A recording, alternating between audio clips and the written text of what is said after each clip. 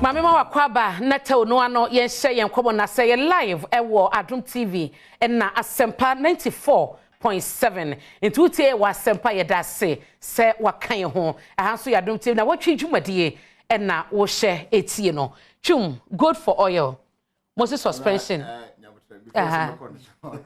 ma the only reason say GS in Sensemi and I'm back me I'm taking note and I just my personal boss you see 30 seconds yes I mean you know na obeka sama the communication service na I think say now so ko nya botra me issue no say me manasa kan sem bi before so or be see or can sem bi say police for withdraw personnel am the man wo no I mean the for estate for no at some point they were withdrawn.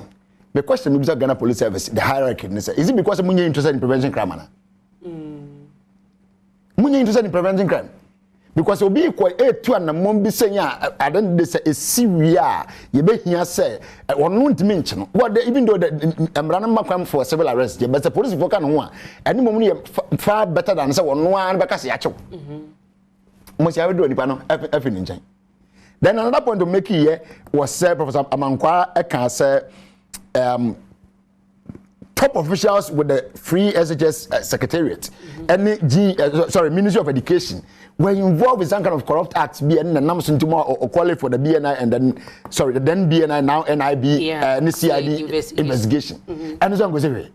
But for such a man, well, no, that General of Ghana Education Service, I'm sure one knew what you say. Exactly. For him to have called and or even cited, say, this is a BB question. And they don't want to promise a BB or wampa. I mean, we should be serious as a country.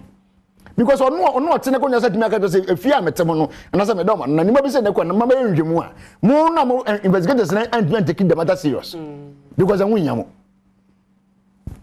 If you are more Munina Swintia, and you're so probably in what.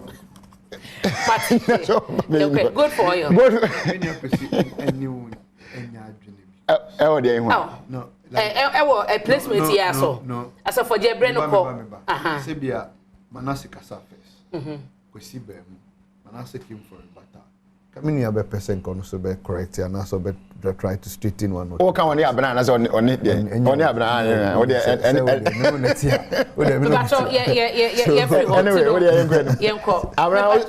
Okay. Mate, Ojina Homami answer. Mami ko ye ni dankana mo a kopek. Ye ne chassis ye good for oil. And ne ehun kobo no. Dankana machi anopai. Mami nchia obinuaba na menchia wodwumadie for so na tie omo ye hwe omo so ofie. Ayo, ye da say ene ebra wanyama yen. Na good for oil a ye kan first consignment e ba bosume twa wo January no. Na bi chese wo show man krompo na bosume be settle the 50,000 metric tons of oil ene edidi dwumanti 40,000 krompo de 10% kra no enuru mu ba bia de esamba ekra na no mo si yere Japan mesa ne kan wo so no on kan sasem no e wo ba bia se gold na de kwani antimi afa gold na nkosesa se bata no o mo kosesa ye ekoton ye je cash na wo mo de ko je oil no de baye eno so se wan kan no sa babia ye dre no mu na eba no fa won ye mu dwadi ya munim good for oil no ya de bia ye koyanim no edin sunsu papa bi ebebro man no mama Nnawotwe na obebita wo ho se problem ben na Ghana wo baby ejinayin your problem efa fango ho ya den na den ye ya fa problems no problem edikan o refinery sabi yedumo no nanso anope petrol wo use diesel trotro for ne bus for use companies they use no then you never refinery never it will be yedumo no into problem no ba ko ebe say you don't refine anything we import everything now o problem atosu mi no and it's oko import we are amano ne ho na oko import or refined product no yemfa seed no endi dwa wo ho ti so wonya dollar na wo de atuaka muko tuawie na wo de bedru Ghana so won illegal tender cedi yenton enema in dollar supposedly e wo man you mo ti o de filling stations also ton the cedi there's supposed to be a conversion rate. Mekotono $100. $100 no cedi na me ahina me here to be able to offset $100 no. So me here 12 cedis to be able to offset na me de I am a price. So me here 14 to be able to offset $100. And also be inform me price I me de be ma our filling station because me tonwa cedi. The mom cedi no ahe na me here in order to be able to pay supplier or the fango no ma me no in the dollar denominator no. And see the forex no the cedis exchange to other major trading currencies, especially the dollar no. One other thing that needs fixing. Okay. Refining na no because you you would also need to fix currency no. Sabeya me the dollar kakre bi ba. I don't have to sell it for cedi bebre because cedi no enshede ni ahoden enni enyinaso metime they are returning. Okay. And so fix the forex and also so eka Obeka ya November December. Yenya Bank of Ghana what you will call one of the great wonders in economics. Na wo cedi no depreciate ya could do be 15.516. Almost me manage ye be drew be 8-9 exchange to the dollar. Obekaya and Hunsun so be say November, December, even January po. Fan go for Omokofa beton magana no et so ma menewunya home faso. Enti for us no that was a solution sebe the benefits come readily. Say utimi handle cedi ni ye Emma Petro Jadifona, they are able to also manage all numbers, no? It will be not oil on petrol 10.9. Yeah. Not just a Ghana for 8 midi bronya, no? I mean, in peace from the economic turmoil, and a share here September, petrol could do 18, diesel could do 23, could 24, no? As to say, diesel be drew 13, petrol could do 10.9, 11. And so one would expect, say, for a solution to our problems. Bank of Ghana are demonstrating knowledge in how they can resolve the cedi issue. No? Resources are here one, no? Yenfa enko support cedi, no? Say ye gold, say ye dollar, and ye no? Unfortunately, there's a new conversation around the gold, ekoji oil. Okay. Ubebisa say in international gold and oil trading dynamics, no? Is there a benchmark immediately, no? Micro gold 10 ounces not may exchange for oil. How many metric tons in Amenia? You would not have that conversion done immediately. This is an intermediary in between. Or we can say, look, okay, metal gold in this. Na mama will say now the chia oil anything. And so we thought that clearly is even a non-starter. Say open say we exchange commodity for commodity. Be like for like. Okay. Who crude who to crude nibi water credit or export there who share of oil no who export now the agitica. So who here so beji oil free some of the traders no. Now, look, me refinery no shada nye juma at the moment. Into the best I can do with you, no. Let me the crude the amount. Na masoso kakra so that you give me the refined oil. All the traders will deal with it because some more refinery across the world a bit me chinchim. Put the gold on the reconversion no becomes a challenge. And so who offer gold no must come from a position of a disadvantage because so the refined oil no in dollar. When I was only dollar into the gold neighbor. The GD said there's no way ubenya equity or any parity in that sort of a transaction. See, that conversation, that experiment, and the Bank of Ghana ebe Ghana for in our petroleum issues. One, Paul here refixing. Can we immediately. But yes, here we go to Kakra. For gold, no, a back currency. there's one other thing I am a bit penny for. Who gold no ene. Now the gold you could pay JP Morgan ene physically. Say, oh, me what this number or thousands of ounces of gold. Me here dollar at the diga. They would advance the dollar to you because gold don't know. So you don't need to go through a cycle. Say, bosumi biano. Maybe go to the local miners. I could be almost a moment maybe 150,000 ounces of gold. Na me fan J oil. That might not even work because local miners now almost year jumano. Almost activities na pre-finance though. Almost principals are. And this cash mu after excavators. 8 workers, 8 for washing. So no 2 gold in the year na principal and change gold. We are also going to say that gold no ya fast on the free oil. What kind of complex arrangement in here? Okay. When you have a very simple, distinct solution, Bank of Ghana etimi demonstrate Ghana for in November, December, said you bet me near no menu about so no, you can bear testimony to it. It was instant. Again, one license BDCs, private capital, say omonko into that enterprise. Omonko fafango emra metoma Ghana. Afibiano omo annual renewal ne ya charge omo because they are doing a form of business in Ghana. Now government is also creating another BDC of a sort. Say the Ghana gold no air kofa oil abeton. Only BDC in the difference the only difference is that BDC in the private capital. And air kofa the oil abeton ama gold, aton ama shell, aton ama total, aton ama allied, aton ama petrol so any biato. That's the only difference. Private capital. Yeah, the public funds from Bank of Ghana votes whether a gold reserve near deco another cash. Said there are some sections of the media reported say and Penyufoni Bikai, say the cash in there.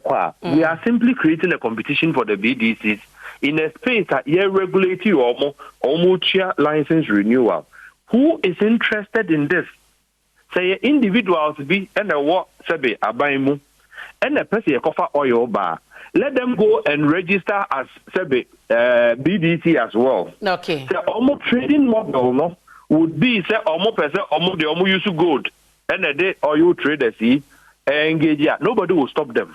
But when you involve public funds from Bank of Ghana, the way we are seeking to do now, you are simply shifting the financial burden no from the private capital na BDC no air cover product or no no no they are not traders oh the buy within 60 days make you no matter no. We are now going to expose Bank of Ghana reserves, Bank of Ghana resources to pre-finance the same oil arrangement in a BDC debano. And see, if you trade as BDCs are mestre and Penyuvono should come together. No law forbids any of them from forming a BDC or a company that can import fuel. They should go with a model that says, be as a BDC, C or BDC government there. The only thing we can afford to give you is the gold. Because I don't have to tell you gold. We don't have the dollar. So some model near Juma, I'm sure other BDCs will work with it. But it might not work. But the danger now, expose Bank of Ghana reserves. First oil, they buy. Who besides the Bank of Ghana will bear 26,000 ounces. Current value. The current value is $1,800 an ounce. In the old day, no cry exchange, bear $49 million. Clearly, brainy tea, whatever my info will see. Dan kana mo na ote nka no Chamber of Petroleum Consumers wono na wa executive director wada wo ma no na brand de tie ye bebre na so ye be mie ni Chum ye ba to so ye tie na time ne ye hwent abna hwe de ye kan nyinara adu ko jina ba bi baako aban wo ye ni so de hunu onni bi aden hwe asem ba kwa na no tu ha aka mbebo so na Duncan e de hofrase which is tall under President John Dramani Mahama na ye bra wodi tour ne boss boom ma wadako Ghana start to say you refund 20% of your crude from Jubilee at tour 20%. Abena ye put them free ye mo fra bonti okwa abanje ko to den finish with that me bwa ana dey ba wo bra wo sutu biwa enti ono start 20 no ne fa mampa ana nyese nizo ane hu na woni bia ka wo so ba 20 ni ya adwuma and then you continue with 20 ni can na amadi be 7 years and say more 7 years mu e bia nka wo so dey 20 bia ba be 30 na 40 abena to yes we to so faso nyina an say anke be refine 100% finished product amayen amanya everything aviation kerosene whatever diesel petrol the body bibia bi e wo mbi gas na ka babon tina ba to magana for na ka no bota ne say nam say ye no kuro ha ya ni nti no ye mmoka kase onso kasa no oka edukosi say forex e dollar fiti wo no businesses ne kwa bonti no mokota wo mfasi dina ekoto wo dollar ne ekoto ne dollar nti ati ye nim say nam 12 ne 13 ba bi okay anything wo kwa wo hia more cities to get just $1 or even $100,000 or $20,000 whatever obebre se ton ye dwuma na elfani products na manya yen mo se kan bebre at some point Tor was giving the country 70% of our consumption and na businesses and so 30%. I don't know say policy ya transfer na go as on one kind na Tor nya dwuma adwuma fu gu Tor bebre na adwane ko Iraq na dade ko ya dwuma wo mu judge man eto yen so tie de ho ye o certain institutions wo kodam ade atinya wo so wo de gold kwaje oil na gold wo di kodu wo no we say oil no ye tu ye ya quantify into monetary terms na it automatically wo so do de ni gold no be do am pampa say gold ni na ade ba ye be na into monetary terms na say gold na ade ba ye no e be ma to ade ba akọ na say beto mienu Yasende eno so nyere be ma eno no nyese wakosesa na odisike koto di gold na koye nyom say bata enti di gold ma ye fa ngo nja mo mfa brofo bi na da na rombo de be bata you see mama kasa ba konjro ade bia mamudu ba me na be di anim bia na ewie anim guase sesai me say ade bia mamudu ba me and say almost the $40,000 January 16th ya first one dia na ana ya so so adnom go kwanye enye go no ko tani mo esika e ja pass wan kasa mente no dia matia no say o say ene maka che mente wo na aka me nyen hu wo so be de me hu akan asa na adane na no wan dan na no o say ensemtwefo no mom ye story no e na adane na no so no say omo ediska na kokoto ye no no kan say nyen so de kan hu nka ti wo de akwa no hwa abra me say you can't trust these people. When it comes to young people, you can't trust them. Where you are becoming, Messi become mu di wa ho den. Ye ni mo. Anum no gbadu lo be no no ye boka no mu zo didi. That ya sa. Ghana ko be sia ye boka ye ntimi ntua na ye nam debt the restructuring ho no. Na obi su company ye yie. Obi company a je 10%. A je commission. Ono aye fe wadidi ame srepe ne ye bre. Mesu wo de be wiase wo de be pie fun bo. We know them. Enti na maketa me say ade bia ma Muhammadu ba me na be di anim no. Ade anim kwase na ba bere ye fe. Ana afu ase bo ban. Mate. O ka tira ye say, o wo say record na wo kan say God for all you go through January fu abo ba eden. E be ko for me wa. And 1 liter say. Say bia o say se ko true a. Akọ true first consignment aba. Na consignment ahe na ba nya 40,000. Capacity ne consumption. Agroba say if you no pa. Agroba say if you no pa. Abna. Agroba say if you no pa. It's what the one crown about the one should have an impact on whatever we have. What the 0.5 crown about should have an impact. What the buy and what the enemy do mun not diesel sorry super and 13 point something I think 0.40 or something. And then 15 point something. What is say it's not what was say. And was it okay? And the point we are making here is that at the end of the day, you see, let our common sense work.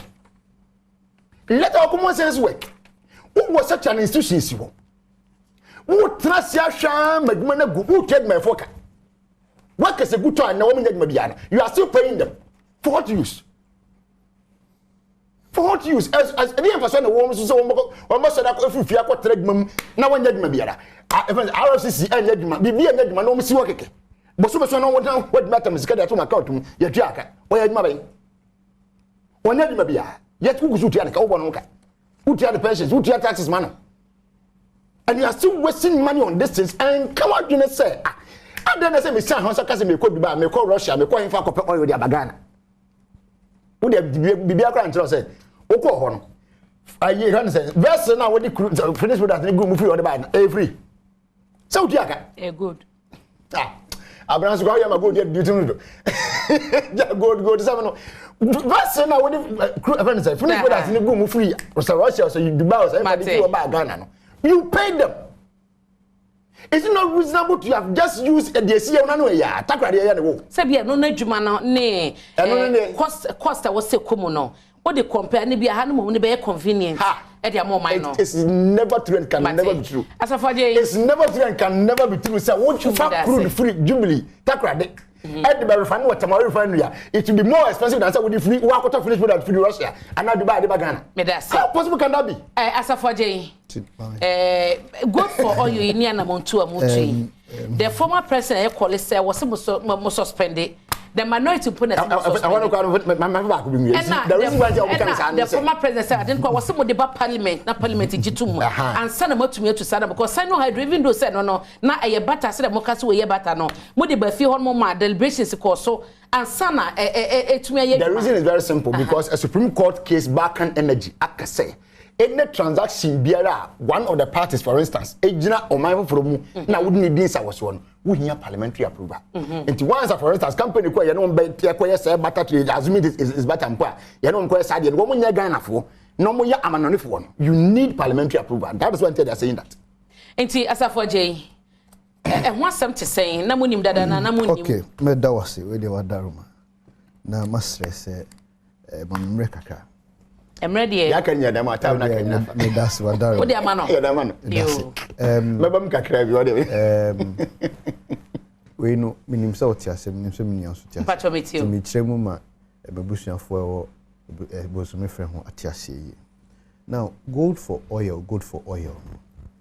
Gold for oil, good for oil. Dey ade. Now, we aban bi ani so ade hunu a.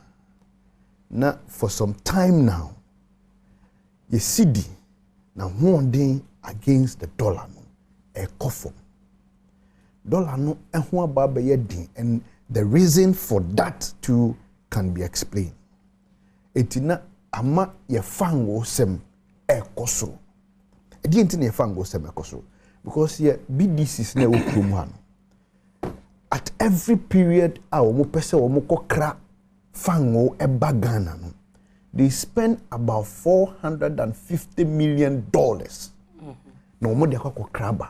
Yeah, they go to the Bank of Ghana. Not Bank of Ghana no. Actually, sa dollar no amount. Now more they call into abribiano. There is pressure on the dollar. Bank of Ghana one and the dollar a was system because I was here koto fango at the bank. Dollar ne prices ne way no so no. As echo from ne kosro no na e affect price no. This is where the birth of gold for oil e buy. Eti no aban bitnase e no say okay kwan be na me fa so a metimi ama sa pressure na aba beda dollar ne so me ma pressure no aba fom na masan so etimi nya fango ama me krum ne me manfo.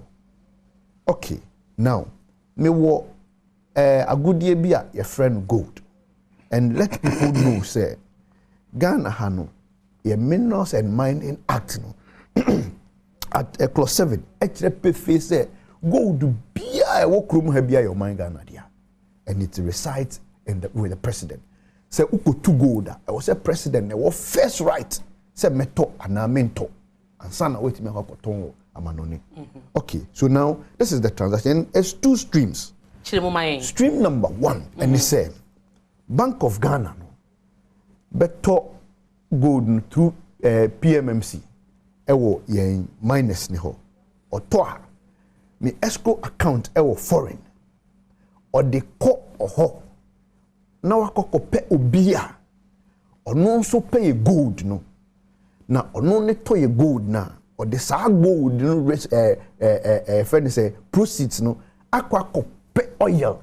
Yeah, they pay oil. Yeah, the oil are back. Now the BDCs are not going to now raise $450 million from Ghana to outside to the oil trading companies to go and buy oil from them.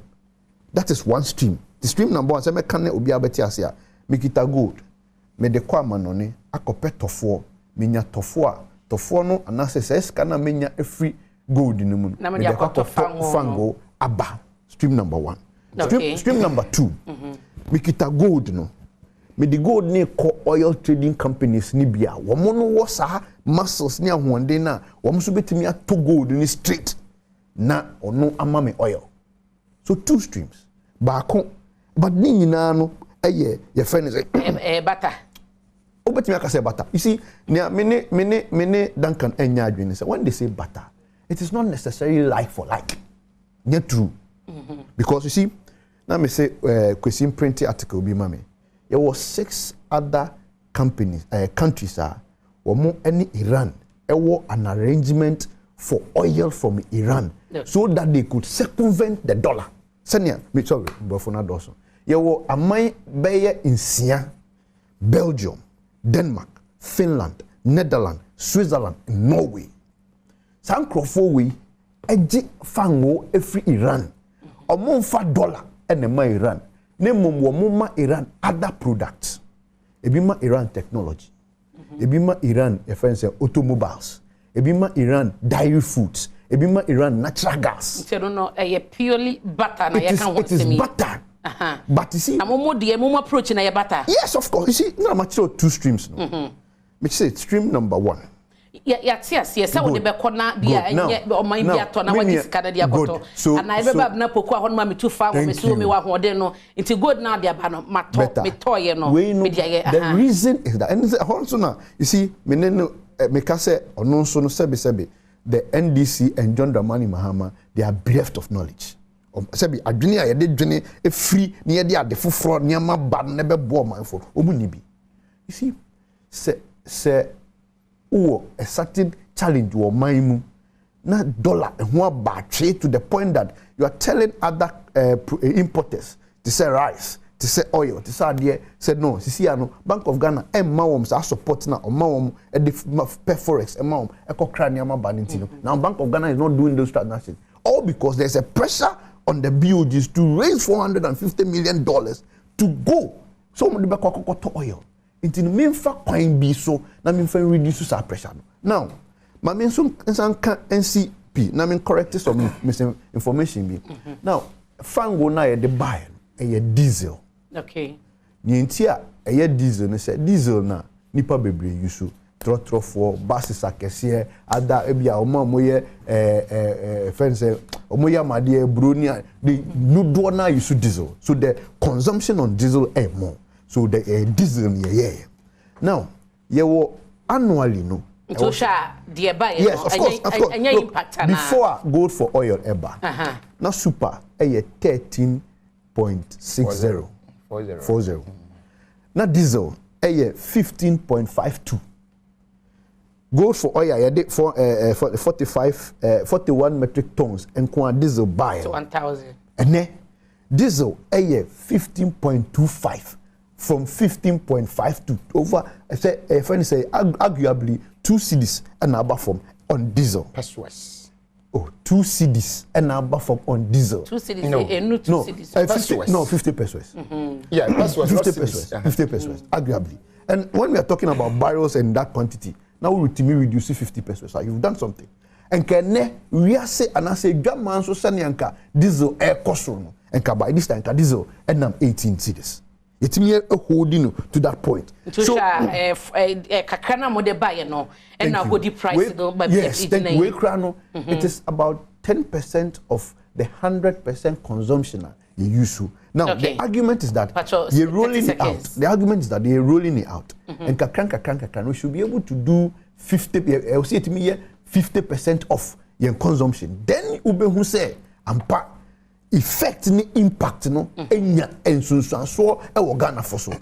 Now you see me nuanom mesre wo say 30 seconds what that remember me nuanom say eniama bi anase innovative policy bi say ba na o monti ase a mo nya amanyosem omuntwi ben no musa say ade yi e friend say adwene ben na tachi letime nya bote akyerɛkyerɛ mo adwene tachi se nyoma mi no the former president call say it was somebody good for your parliament na parliament jitum no mo consider suspension so mo consider na suspension of what good for you no because some who say transparent mu na ho entiase ni mo papa you see ombedi de ho kan you see me bisa say this is a transactional I was say a pesika a forex na ye de koto oil what you say okay the Bank of Ghana na oye intermediary na ono na ojinemu epe dollars emaye na de koto oil no now aban bia man adwene foforo se sisi ya no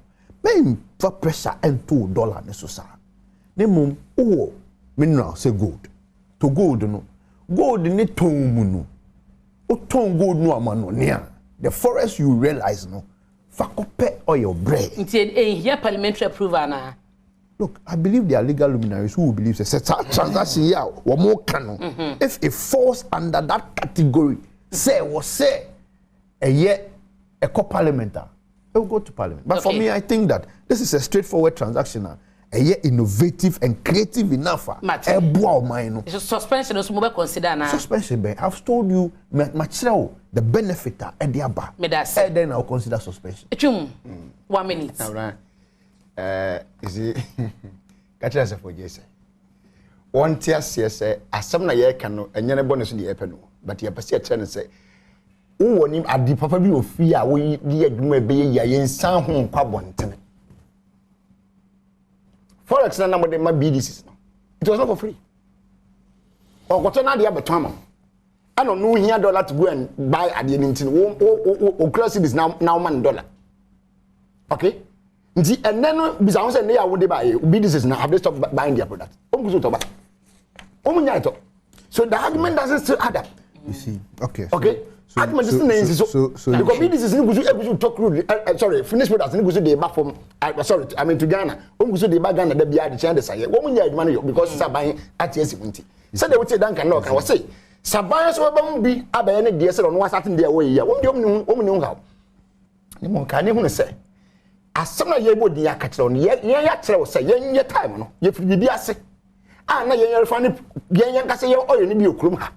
Ebema ebo na gina aba fom yes ade ni bi anase ka aba na ya de papa no to aso na nka fa kwanim entrance nhwe mo ba pade ne na ho nsai ni ensan no ho nka se obi ama ya adwe foforo bi se yemfa gold nkwaji oil mra en maka wa hasisu adua se wodi gold ni koduru ha ye nka se wodi gold ba ya ntibaji oil ko oil na mu no ya kwantiba ne tibo no detail na tere se 1 barrel bi ya $100 and something anase bi $100 ya tere the Sarah also do gold in the do. I was saying to me, quantum also into monetary terms.